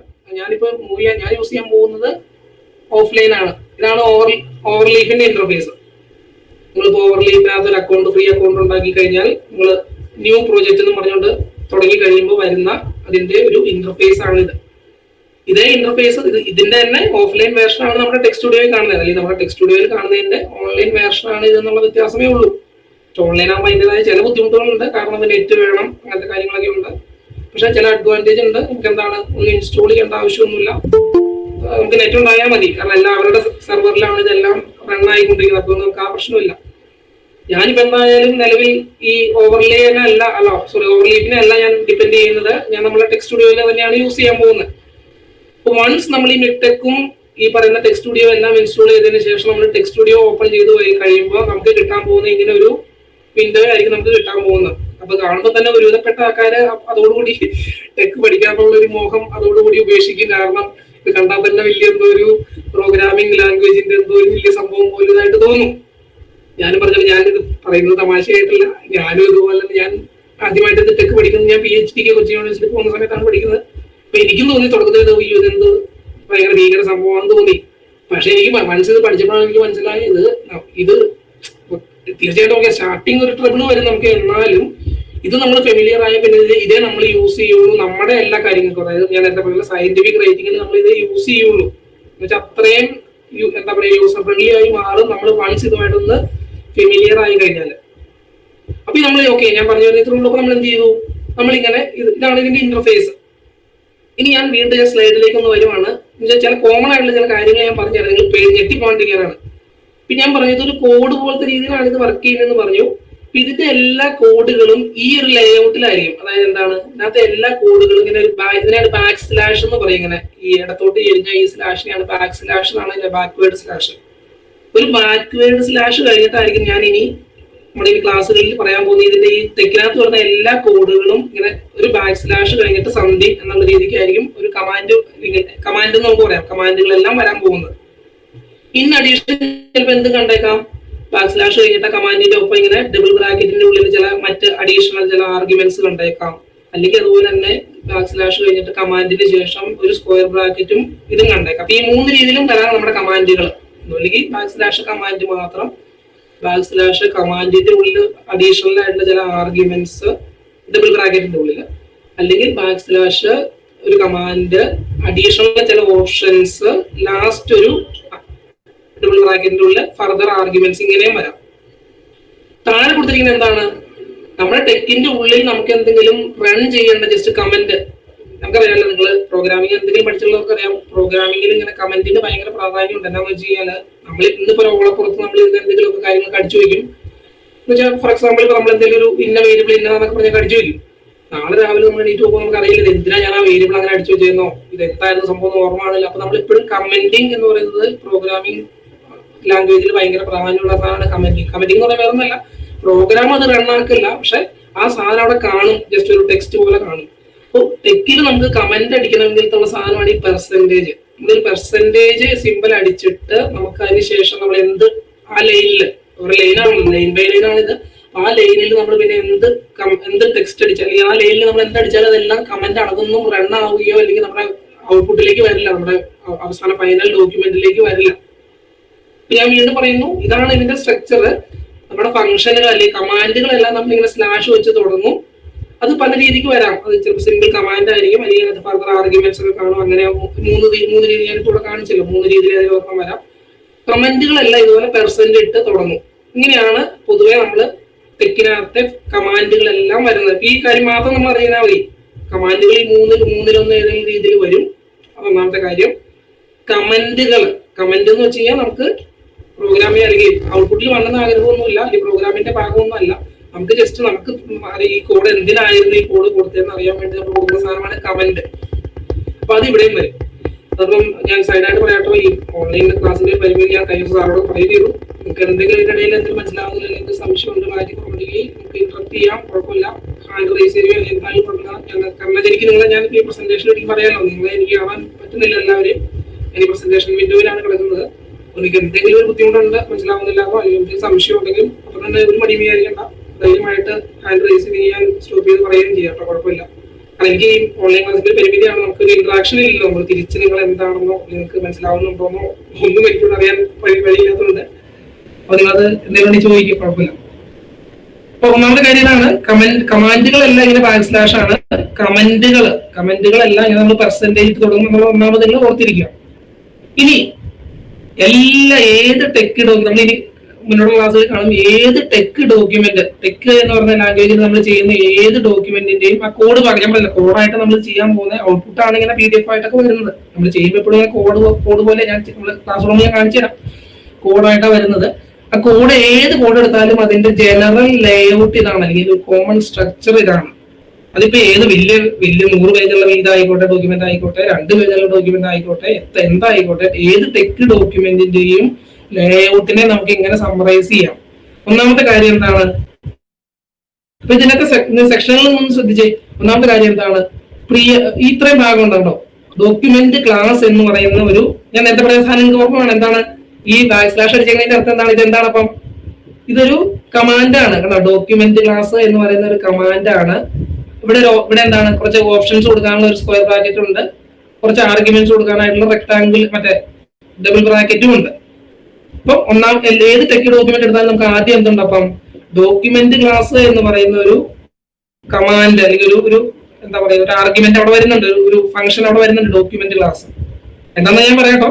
അപ്പൊ അതാണ് നമ്മൾ തീരുമാനിക്കുന്നത് നമ്മുടെ എന്ത് ഡോക്യുമെന്റ് നമ്മൾ ചെയ്യാൻ പോകുന്നത്. നമ്മുടെ ഇതിന്റെ ഉള്ളിൽ ഇനി ആർഗ്യുമെന്റ്സ് കൊടുക്കുമ്പോഴാണ് നമ്മൾ തീരുമാനിക്കുന്നത് ഇതെന്താണ്, ഇത് ബുക്കാണോ അല്ലെങ്കിൽ ആർട്ടിക്കിൾ ആണോ അല്ലെങ്കിൽ വേറെ എന്തെങ്കിലും ഈ പറയുന്ന പോലെ എന്താണ് പലതരം ഫോർമാറ്റിൽ നമ്മളിപ്പം ലെറ്റർ അല്ലെങ്കിൽ അങ്ങനെ പലതും ഉണ്ട് നമ്മളൊരു ഡോക്യുമെന്റ് ചെയ്യുമ്പോൾ.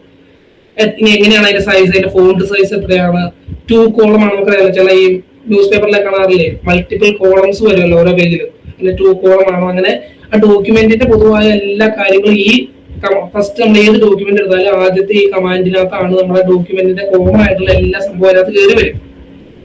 അതിനുശേഷം താഴത്തേക്ക് നിങ്ങൾ വന്നേ, ബിഗിൻ ഡോക്യുമെന്റ് എന്ത് ഡോക്യുമെന്റ് കാണാം. ഇതൊരു പെയറാണ്. ഇവിടെ ബിഗിൻ ഡോക്യുമെന്റ് എന്ന് പറഞ്ഞതിനകത്ത് തുടങ്ങും, അതിന്റെ പേരാണ് എന്ത്, എൻഡ് ഡോക്യുമെന്റ്. അതായത് ഈ ബിഗിൻ ഡോക്യുമെന്റ് തുടങ്ങിയ സാധനമാണ് ഈ എൻഡ് ഡോക്യുമെന്റിൽ അവസാനിക്കുന്നത്. അപ്പം ഇത് ഏറ്റവും മിനിമൽ ആയിട്ട് നിങ്ങൾ ഏത് ടെക് ഫയൽ എടുത്താലും അതിനകത്ത് കാണാവുന്ന ഈ 3 സാധനം എന്തായാലും നിർബന്ധമായിട്ടുണ്ടാകും. എന്താണ് document class എന്താണെന്നുള്ളതും begin ഡോക്യുമെന്റും end ഡോക്യുമെന്റും.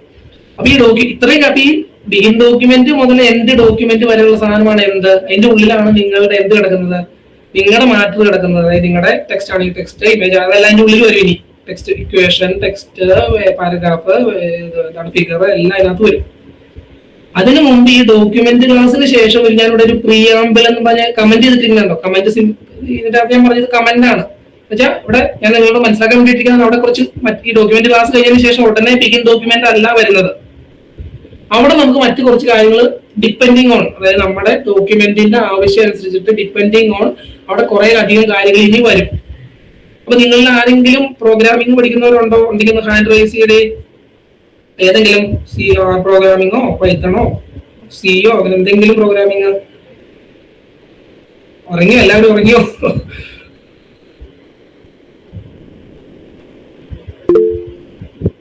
Okay, കുറച്ച് പേരൊക്കെ ഉണ്ടെന്ന് തോന്നുന്നു. ഓക്കെ, അപ്പൊ എന്തായാലും വേറെ ഒന്നല്ല, ഞാൻ പറഞ്ഞൊന്നും വേറെ ഒന്നുമല്ല. നമുക്ക് ഈ പാക്കേജ് എന്ന് പറയുന്ന കൺസെപ്റ്റ് ഉണ്ട്. അത് പ്രോഗ്രാമിംഗ് അറിയാവുന്നവർക്കാണെങ്കിൽ പറഞ്ഞാൽ പെട്ടെന്ന് മനസ്സിലാവും. അതുകൊണ്ട് പറഞ്ഞു വലിയ കുഴപ്പമൊന്നുമില്ല. നമുക്ക് എന്താന്ന് വെച്ച് കഴിഞ്ഞാല് ഇത് ഒരു ഓപ്പൺ സോഴ്സ് ആണെന്ന് അറിയാമല്ലോ. ഓപ്പൺ സോഴ്സ് ആണ് ഈ ടെക് എന്ന് പറഞ്ഞ സാധനം. അപ്പൊ അതുകൊണ്ട് തന്നെ ആർക്കും ഇതിനകത്ത് കോൺട്രിബ്യൂട്ട് ചെയ്യാം. ഉദാഹരണത്തിന് ഞാൻ ഉദാഹരണം പറയുമ്പോൾ നിങ്ങൾക്ക് എന്താണ് ഒരു പ്രത്യേക തരം സ്റ്റൈലിൽ ഒരു ഇത് ഉണ്ടാക്കണം, ഒരു ഡോക്യുമെന്റ് ഉണ്ടാക്കണം, ഭയങ്കര ഒരു വെറൈറ്റി സ്റ്റൈലാണെന്ന് വിചാരിച്ചോ. അപ്പൊ നിങ്ങൾക്ക് ആ സ്റ്റൈൽ, നിങ്ങൾ ഉണ്ടാക്കിയ സ്റ്റൈൽ നിങ്ങൾക്ക് വേണമെങ്കിൽ ലോക നന്മയ്ക്ക് വേണ്ടി നമ്മുടെ വിജയ് സിനിമകളിലൊക്കെ പറയില്ലേ, ലോകം മുഴുവൻ രക്ഷിക്കണം എന്ന് വിജയ് പറയുന്ന പോലെ നിങ്ങൾക്ക് എല്ലാവർക്കും വേണ്ടി ഉപകാരപ്പെടുത്തിയെന്ന് വിചാരിച്ച് നിങ്ങൾക്ക് അത് കോൺട്രിബ്യൂട്ട് ചെയ്യാം. ഈ കമ്മ്യൂണിറ്റിയിലേക്ക്, ഓപ്പൺ സോഴ്സ് കമ്മ്യൂണിറ്റിയിലേക്ക് കോൺട്രിബ്യൂട്ട് ചെയ്യാൻ പറ്റും. അപ്പൊ അങ്ങനെ കോൺട്രിബ്യൂട്ട് ചെയ്യുമ്പോൾ നിങ്ങൾക്ക് പൊതുവായിട്ട് അതിന്റെ ഒരു സിമ്പിൾ, ഞാനൊരു ലൈമാൻ പോയിന്റ് ഓഫ് വ്യൂവിലാണ് പറയുന്നത്, കറക്റ്റ് സാധനമല്ല, നിങ്ങൾ പ്രോഗ്രാമിംഗ് അറിയാത്തതുകൊണ്ട് പറയുന്നുള്ളൂ. നിങ്ങൾ കോൺട്രിബ്യൂട്ട് ചെയ്യുമ്പോൾ എന്ത് സംഭവിക്കുന്നു വെച്ച് കഴിഞ്ഞാൽ അത് ഈ കമ്മ്യൂണിറ്റിയിൽ ഒരു പാക്കേജ് ആയിട്ട് വരും. പാക്കേജിലാണ് അതിനെ വിളിക്കുന്നത്. അപ്പൊ അത് നമ്മൾ ഈ നേരത്തെ പറഞ്ഞു നമ്മൾ ഇൻസ്റ്റാൾ ചെയ്തിരിക്കുന്ന മിക്ടെക് എന്ന് പറയുന്ന സാധനം നമ്മൾ ഇൻസ്റ്റാൾ ചെയ്തിട്ടുണ്ടല്ലോ. മിക്ടെക്കിനകത്തേക്ക് ഈ പറയുന്ന പാക്കേജ് ഒരുവിധപ്പെട്ട അങ്ങനെ നിലവിലുള്ള കുറെ അധികം പാക്കേജുകൾ ഈ മിക്ടെക് നമ്മൾ ഇൻസ്റ്റാൾ ചെയ്യുമ്പോൾ കൂടെ കയറി വരുന്നുണ്ട്. ഇനി അഡീഷണൽ ആയിട്ട് അതിനകത്ത് ഇല്ലാത്തതാണെങ്കിൽ എന്താണ്, നമ്മൾ ഈ പറഞ്ഞ സാധനം റൺ ചെയ്ത് കഴിയുമ്പം ഇൻസ്റ്റാൾ ആയിക്കോളും. നെറ്റ് ഉണ്ടായിക്കോളും, നെറ്റ് ഉണ്ടാകുമ്പോൾ ഇൻസ്റ്റാൾ ആവും.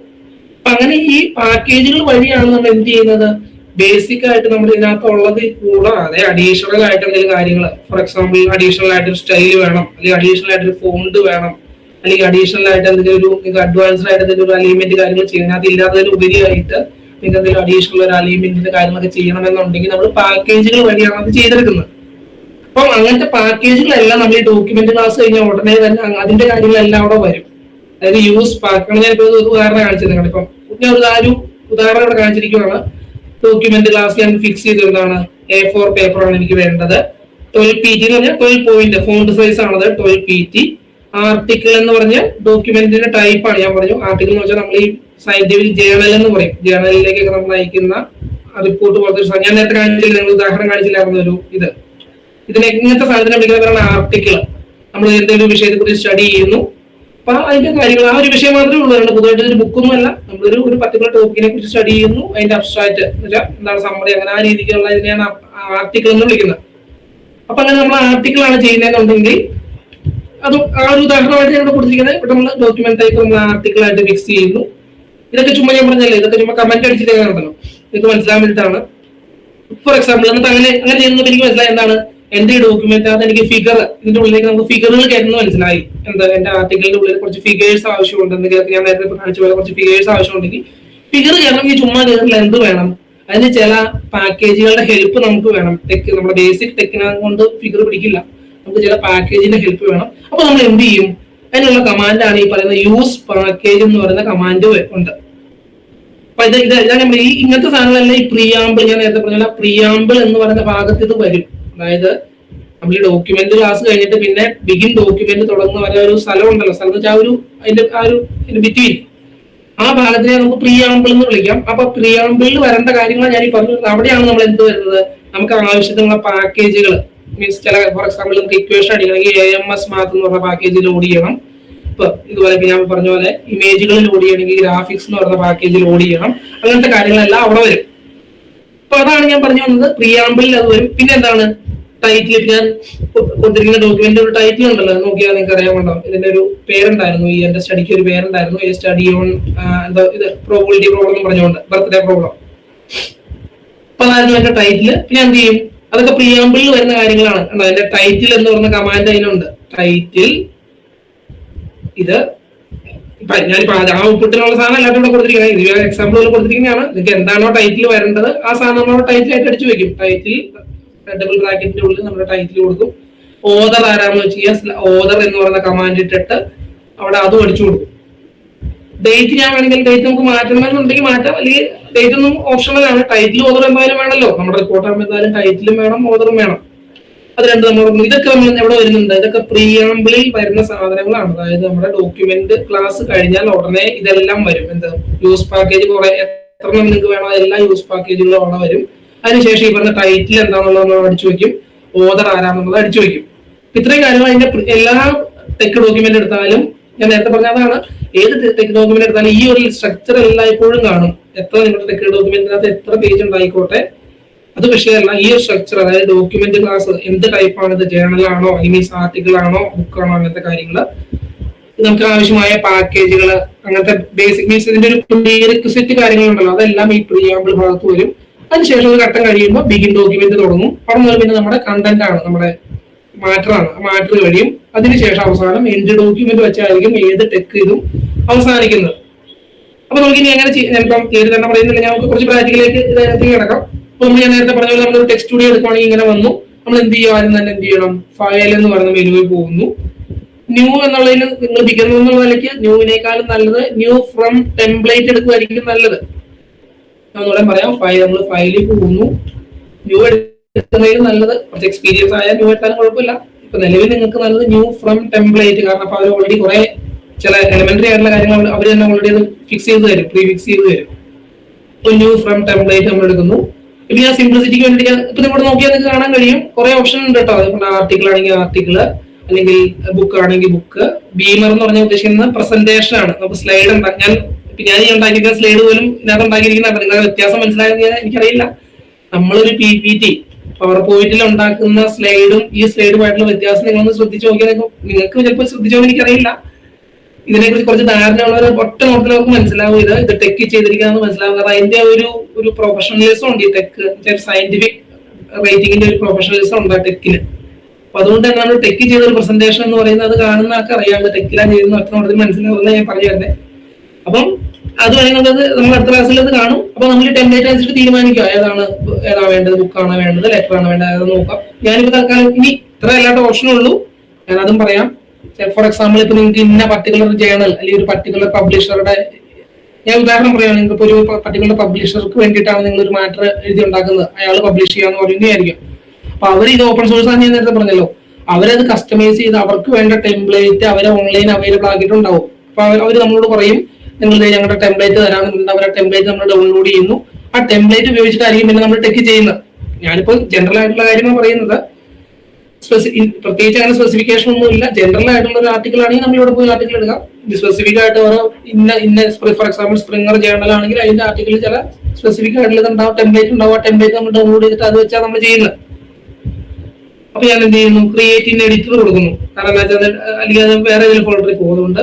ഇത് ഞാൻ തൽക്കാലം ആർട്ടിക്കിൾ ചൂസ് ചെയ്തു, ക്രിയേറ്റ് എഡിറ്റർ എന്ന് കൊടുത്തു, ഓപ്പൺ കൊടുത്തു, ടെക്സ്റ്റ് പോവുകയാണെങ്കിൽ വേണ്ടു. അപ്പൊ ഇത്രയും സാധനം ഇവിടെ വന്നു. ഇപ്പൊ നമുക്ക് നോക്കിയാൽ ഇവിടെ ഒരു അൺടൈറ്റിൽഡ് എന്നും പറഞ്ഞുകൊണ്ടൊരു വിൻഡോ ആയിട്ടാണ് ഇവിടെ വന്നിരിക്കുന്നത്. ഞാൻ കൊടുത്തിരിക്കുന്ന ന്യൂസ് കൊടുത്തപ്പോൾ അപ്പൊ നമ്മൾ ആദ്യം തന്നെ ചെയ്യേണ്ട കാര്യം ഇത് സേവ് ചെയ്യുക. എവിടെ സേവ് ചെയ്യണം, സേവ് ഫയൽ എടുത്തിട്ട് സേവേഴ്സ് കൊടുത്തിട്ട് നമ്മൾ എപ്പോഴും ചെയ്യേണ്ട ഒരു കാര്യമുണ്ട്. ഇതൊരു പറ്റുമെങ്കിൽ നമ്മളൊരു ഫോൾഡർ ഉണ്ടാക്കിയ ഫോൾഡറിൽ സേവ് ചെയ്യാൻ ശ്രദ്ധിക്കുക. അതിന്റെ കാരണം ഞാൻ പിന്നെ പറയാം, ഉടനെ ഞാൻ പറയാം. വേറെ ഒന്നല്ല, എവിടെയെങ്കിലും എവിടെയാണെന്നല്ല, ഒരു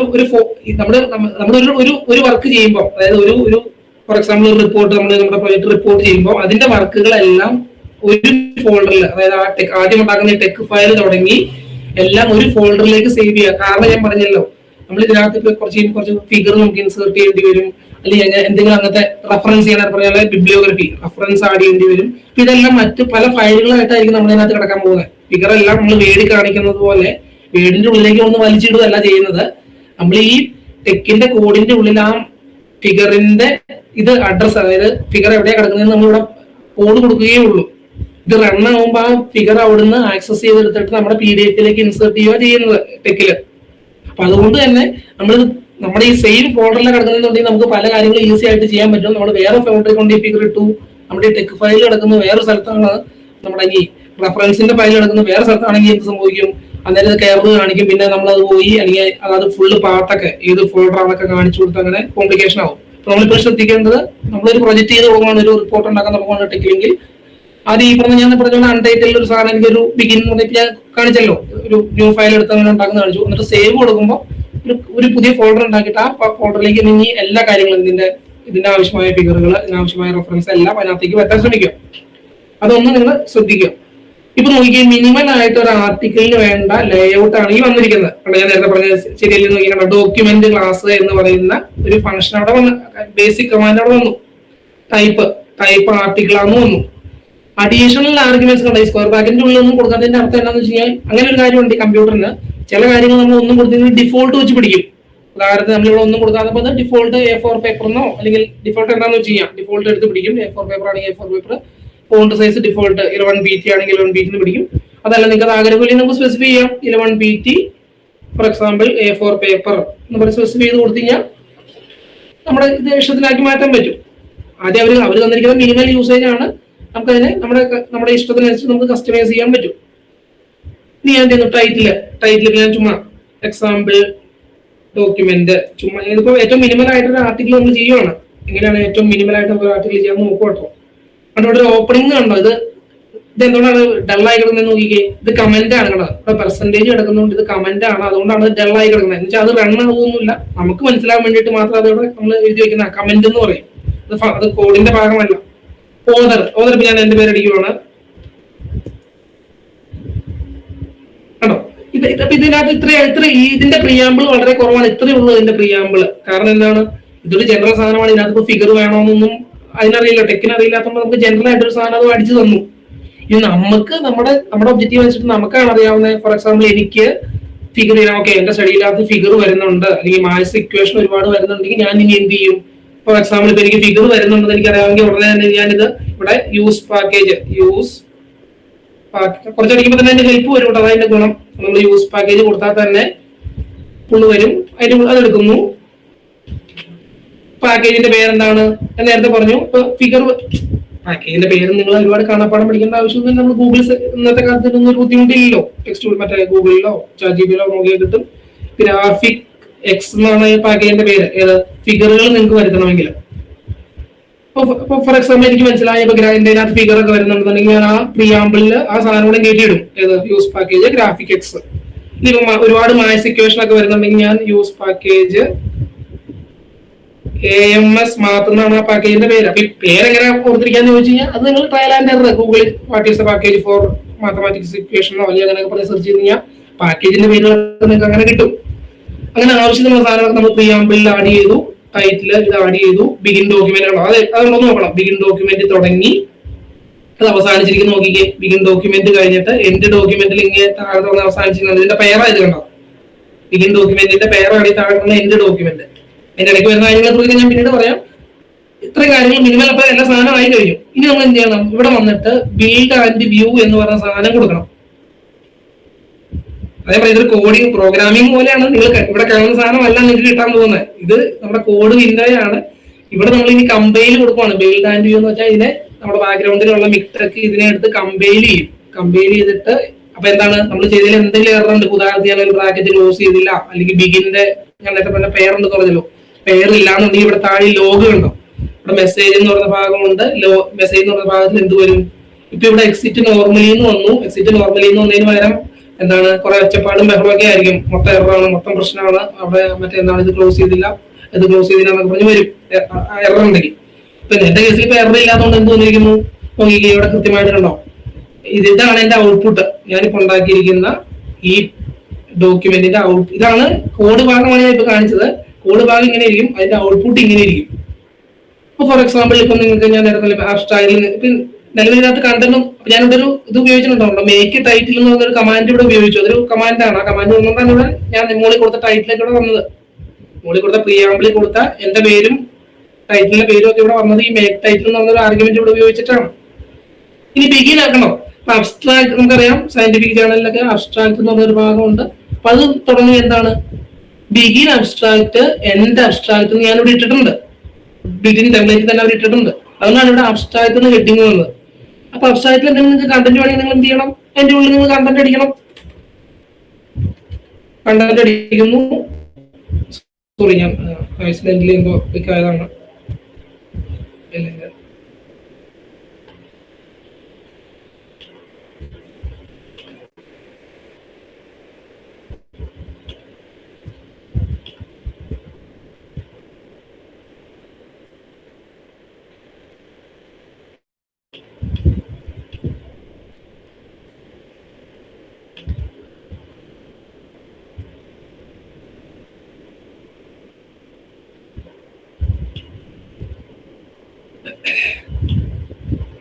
ഓക്കെ, കേൾക്കാമല്ലോ അല്ലേ? ഞാൻ ആക്സിഡന്റിൽ എന്തോ പ്രശ്നമായതിന്റെ ഭാഗമായിട്ട് മാറിപ്പോയി എന്തൊക്കെയോ. ഓക്കെ ഓക്കെ, അപ്പൊ ഞാൻ കണ്ടന്റ് അടിച്ചു. കണ്ടന്റ് അടിച്ച് വീണ്ടും എന്ത് ചെയ്യണം? ഈ സാധനം ബിൽഡ് ആൻഡ് കൊടുക്കണം. അപ്പൊ വീണ്ടും നേരാണ് ഓരോ തവണ നമ്മൾ എന്ത് ചെയ്യണം? എന്തെങ്കിലും അപ്ഡേറ്റ് വരുന്നുണ്ടെങ്കിൽ വീണ്ടും ഈ പറഞ്ഞ എപ്പോഴും കൊടുക്കണം. കാരണം അത് ഒരു ഞാൻ പറഞ്ഞ പ്രോഗ്രാം പോലെ ഇത് റൺ ആവുക ചെയ്യുന്നത്, റണ്ണായിട്ടാണ് ഔട്ട്പുട്ട് വരുന്നത്. പിന്നെ നമ്മുടെ ബിഗിൻ അബ്സ്ട്രാക്ട്, എൻഡ് അബ്സ്ട്രാക്ട് എന്ന് പറഞ്ഞ അതൊരു സെക്ഷനാണ്. അബ്സ്ട്രാക്ട് എന്ന് പറഞ്ഞ സെക്ഷനാണ്. അപ്പൊ അത് ബിഗിൻ വെച്ച് തുടങ്ങി എൻഡ് വെച്ച് തീർന്നു. അതിന്റെ ഉള്ളിൽ ഞാൻ കണ്ടന്റ് കൊടുത്തപ്പോൾ തരാണ്. ഇപ്പൊ ആ കണ്ടന്റ് ഇവിടെ വന്നിരിക്കുന്നത്, ഞാൻ കൊടുത്ത കണ്ടന്റ് ആണ് അവിടെ വന്നിരിക്കുന്നത്. കണ്ടന്റ് എന്താ നമ്മളിപ്പോ നമുക്ക് പ്രസക്തമല്ലാത്തത് ഞാനത് അറിയാമല്ലോ. അബ്സ്ട്രാക്ട് എന്ന് വെച്ചാൽ നമ്മുടെ ഒരു സ്റ്റഡിയുടെ ഒരു സമ്മറിയാണ് ഞാൻ നേരത്തെ എക്സാമ്പിൾ കാണിച്ച പോലെ. അതിനുശേഷം നമ്മൾ എന്ത് ചെയ്യുന്നു? സെക്ഷനുകൾ നമുക്ക് വേണമെങ്കിൽ തിരിക്കാൻ. അപ്പോൾ ഒരു വലിയ സ്റ്റഡിയാണ് നമുക്ക് എന്താണ് ഒന്നാമത്തെ സെക്ഷൻ. അപ്പൊ ഈ സെക്ഷൻ തിരിക്കാനുള്ള കമാൻഡാണ് ഈ സെക്ഷൻ എന്ന് പറയുന്ന command. For example section introduction എന്ന് പറഞ്ഞു കൊടുത്തു കഴിഞ്ഞാൽ അതിന്റെ താഴെ കൊടുക്കുന്ന കാര്യങ്ങളെല്ലാം എന്താണ്? ഇൻട്രൊഡക്ഷൻ എന്ന് പറയുന്ന ഒരു സെക്ഷനിലേക്ക് പോകും.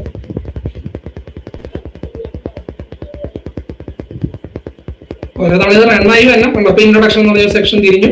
ഇനി നമ്മൾ ഇതിന്റെ താഴത്തോട് ചെയ്യുന്ന കാര്യങ്ങളെല്ലാം എന്താണ്? ആ സെക്ഷന്റെ കീഴിലാണെങ്കിൽ വരുന്നത്. താഴെ എന്തെല്ലാം നമ്മൾ അടിച്ചാലും ആ സെക്ഷന്റെ കീഴിൽ വരുന്നത്. ഇനി ഫോർ എക്സാമ്പിൾ അത് കഴിഞ്ഞ് കുറെ കഴിഞ്ഞു നമുക്ക് അടുത്ത സെക്ഷനിലേക്ക് പോകണം. സെക്ഷൻ ഫോർ എക്സാമ്പിൾ എന്താണ്? ചുമ്മാ ഞാൻ അടിക്കണം മെത്തേഡ്സ്. സയന്റിഫിക് സ്റ്റഡി ആകുമ്പോൾ അങ്ങനെയൊക്കെയാണ്. മെത്തേഡ്സ് അങ്ങനെ കുറെ സിസ്റ്റമാറ്റിക് ആയിട്ടൊരു ലേ ഔട്ട് ഉണ്ടായിരിക്കുന്നത്. അപ്പൊ അടുത്ത സെക്ഷൻ ആയിട്ട് ഞാൻ എന്ത് ചെയ്യുന്നു? മെത്തേഡ്സ് എന്ന് പറഞ്ഞ സെക്ഷൻ അടിക്കുന്നു. അടുത്ത സെക്ഷൻ വന്നു. അതിന്റെ ചുവട്ടിൽ നമ്മൾ എന്ത് ചെയ്യുന്നു? അതുമായി ബന്ധപ്പെട്ട കാര്യങ്ങളെല്ലാം അതിന്റെ ചുവട്ടിൽ അടിക്കുന്നു.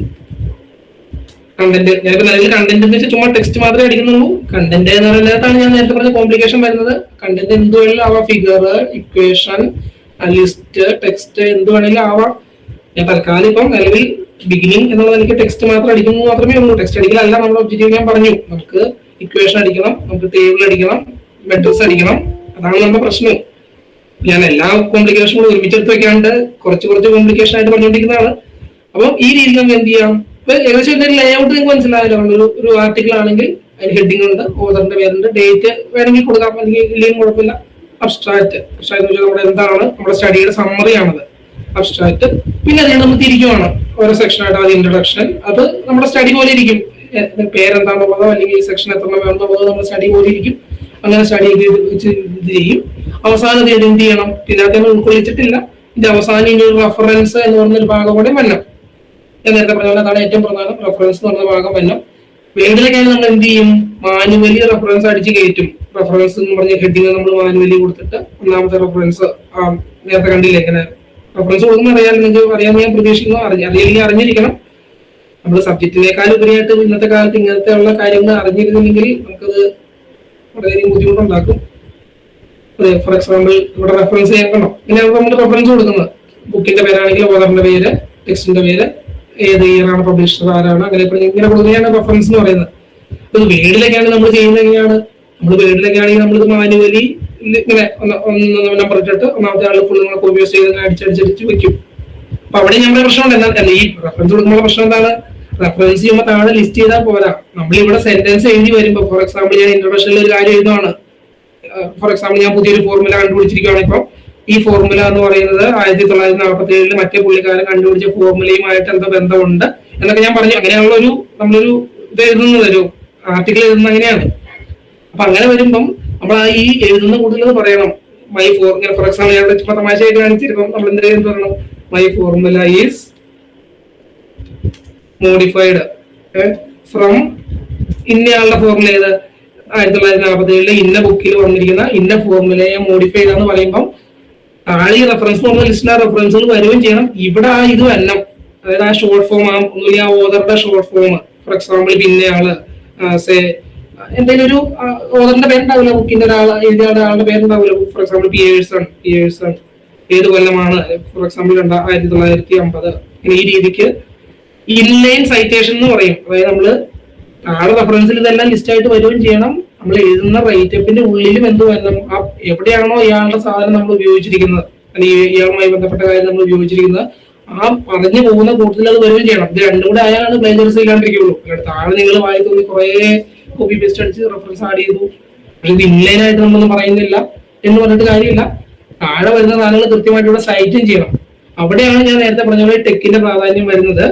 നമ്മൾ വീട്ടിലാണെങ്കിൽ നമുക്ക് പിന്നെ എന്ത് ചെയ്യണം, താഴെ കോപ്പി പേസ്റ്റ് ചെയ്യാൻ വളരെ എളുപ്പമാണ്. എല്ലാ റെഫറൻസും താഴെ കൊണ്ട് കോപ്പി പേസ്റ്റ് ചെയ്യാൻ എളുപ്പമാണ്. പക്ഷെ മുകളിൽ ഇത് സൈറ്റ് ചെയ്ത് അതായത് ഏതെല്ലാം എവിടെയെല്ലാം വന്നിരിക്കുന്നു എന്നുള്ളത് നമ്പർ വാല്യൂ വെച്ച് സൈറ്റ് ചെയ്ത് കണ്ടുപിടിക്കാൻ എളുപ്പമല്ല. കുറച്ച് നമ്മൾ കുറെ മിസ്സായി പോകും, അല്ലെങ്കിൽ ചിലപ്പം ഇല്ലാത്തത് അവിടെ വരും, അങ്ങനെയൊക്കെ വരും. ടെക്ക് ആണെങ്കിൽ ഇതൊക്കെ ഞാൻ അടുത്ത ക്ലാസ്സിൽ പറയാട്ടില്ല എന്ന് പറയുന്നില്ല. നമുക്ക് വളരെ ഈസി ആയിട്ട് ഈ താഴെ കിടക്കുന്ന സൈറ്റേഷനുകൾ ഇങ്ങോട്ടേക്ക് നമുക്ക് മാപ്പ് ചെയ്യാം. അതായത് നമ്മൾ ചുമ്മാ ഇവിടെ അടിക്കുന്നതും അവിടെ അടിക്കുന്നതും വേറെ വേറെ അല്ല. അവിടെ അടിക്കുന്ന താഴെ നമ്മൾ ലിസ്റ്റ് ചെയ്ത് വെച്ചിരിക്കുന്ന റെഫറൻസുകളെ ഒരു കീവേഡ് ഉണ്ട്, ആ കീവേഡ് എടുത്ത് നമ്മളിവിടെ സൈറ്റ് ചെയ്യും. അപ്പൊ എന്നെ കൊണ്ടെന്ന് വെച്ചാൽ ഇവിടെയുള്ള സാധനങ്ങൾ തീർച്ചയായിട്ടും അവിടെയും വരും, അല്ലെങ്കിൽ അവിടെയുള്ള എല്ലാ സാധനങ്ങളും ഇവിടെയും കാണും. അങ്ങനെ നമുക്ക് എൻഷുർ ചെയ്യാൻ പറ്റും. നമ്മൾ ആഗ്രഹിക്കുന്ന എല്ലാ സൈറ്റേഷനുകളും നമുക്ക് വന്നിട്ടുണ്ടെന്നുള്ളത് നമുക്ക് എൻഷുർ ചെയ്യാൻ സാധിക്കുകയും ചെയ്യും.